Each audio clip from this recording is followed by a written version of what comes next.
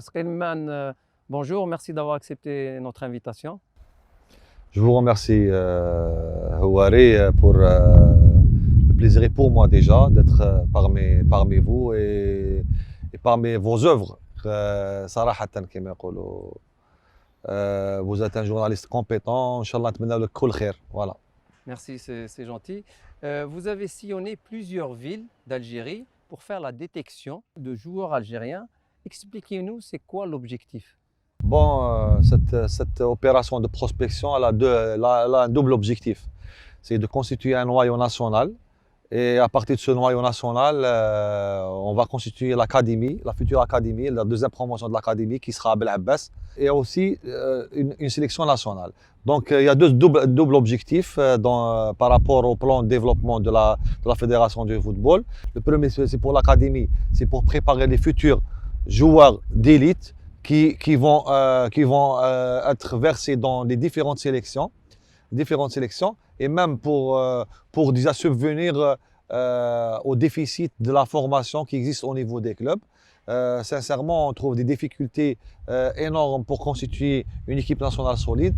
Donc la fédération et la DTN ont réfléchi à un projet de combler le vide qui existe au niveau de la formation au sein de nos clubs algériens. Il y a eu le tournoi de U16 à Tirana. Les Algériens gagnent l'Albanie et terminent deuxième.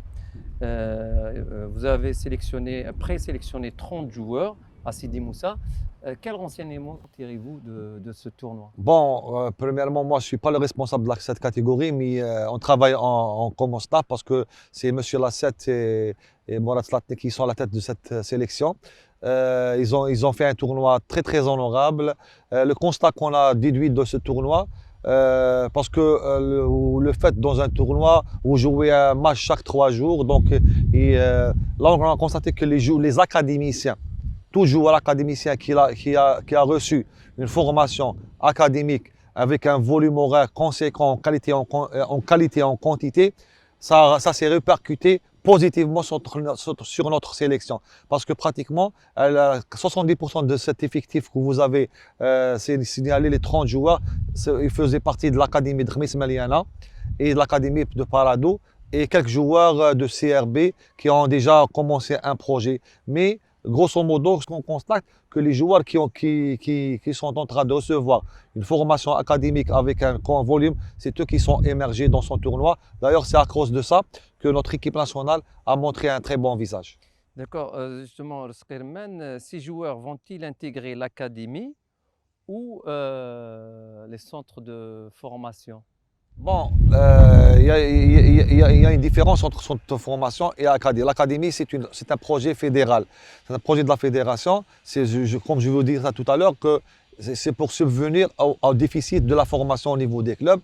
Donc la fédération a réfléchi à un petit projet déjà pour essayer de donner le maximum de bons éléments qui reçoivent de la formation qualitative pour des différentes sélections. Par contre, les centres de formation, c'est pour les sélections nationales. Il y a aussi des centres régionaux qui, à travers les conventions avec le ministère de la Jeunesse et des Sports, qui sont soumis à ces centres régionaux. Il y a le centre régional de Bel Abbas, il y a le centre régional de Biskra, il y aura aussi le centre régional de Ain Safra, qui va être mis à la disposition de la fédération pour qu'ils vont l'exploiter pour mettre des académies dans les différents âges et faire profiter le maximum de jeunes joueurs talentueux dans ce projet de la fédération.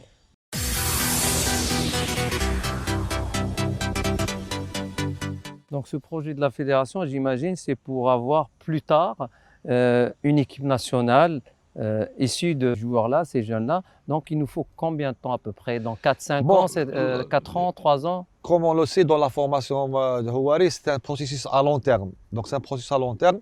Et comme vous le savez, c'est pas tout le monde qui va être dans l'équipe A, c'est clair. Mais l'essentiel, même les joueurs qui ne seront pas dans l'équipe A, ils vont alimenter les différents championnats. Comme ça, on va rehausser le niveau de notre championnat. Et à travers tout ce projet-là, on va faire augmenter notre niveau de football AGA et de le plutôt ressortir de cette crise. D'accord. Avec le président de la fédération, est-ce qu'il vous a donné des objectifs pour ce projet? Bien sûr, les objectifs, déjà, premièrement, c'est pour préparer la future promotion académie de la fédération. La deuxième promotion, c'est pour les jeunes nés en 2006 et les jeunes nés en 2007. Et préparer la future sélection qui va jouer la Coupe d'Afrique des Nations en 2023. Donc, c'est préparer la future sélection nationale pour jouer les éliminatoires de la Coupe d'Afrique et pourquoi pas aller à la Coupe d'Afrique et se qualifier au Mondial 2023 U17.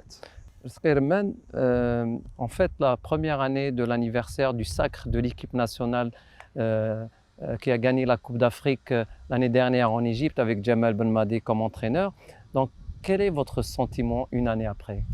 C'est clair, c'est un sentiment de fierté, déjà d'appartenance à notre pays, le fait de gagner une Coupe d'Afrique où c'est pas chez nous, donc on l'a gagné dans une terre égyptienne, donc c'est pas facile. Et aussi, cette Coupe d'Afrique des Nations, elle a donné un nouveau souffle pour nos jeunes et leur permettre de rêver et pourquoi pas reformer d'autres joueurs, d'autres Bounjer, d'autres Slimani, d'autres Benzbaini, d'autres Attal, parce que c'est des joueurs qui sont issus de notre championnat. Donc ça a donné un peu d'espoir pour nos jeunes joueurs. Est-ce que Herman, vous avez beaucoup de souvenirs dans ce stade de Kouba? Oui, allez, comme vous voulez le dire, beaucoup de souvenirs depuis mon jeune âge, depuis 1983. D'ailleurs, on était en école de football ensemble, vous vous rappelez? Donc pratiquement 17 ans dans ce club comme joueur. Donc que de très beaux souvenirs. Malheureusement, en espérant que ce club-là, leur CK se ressort de cette position et revienne à sa meilleure position, Inch'Allah.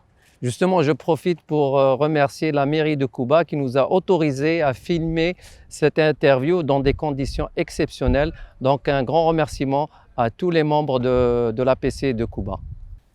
Herman, est-ce que vous connaissez Pichak? Sincèrement, non. Je viens de l'entendre, Houari, donc j'aimerais bien savoir. On va lancer un défi. Ok.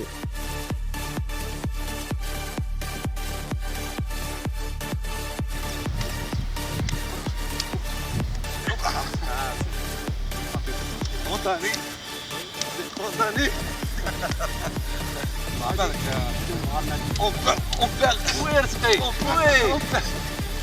Ouais.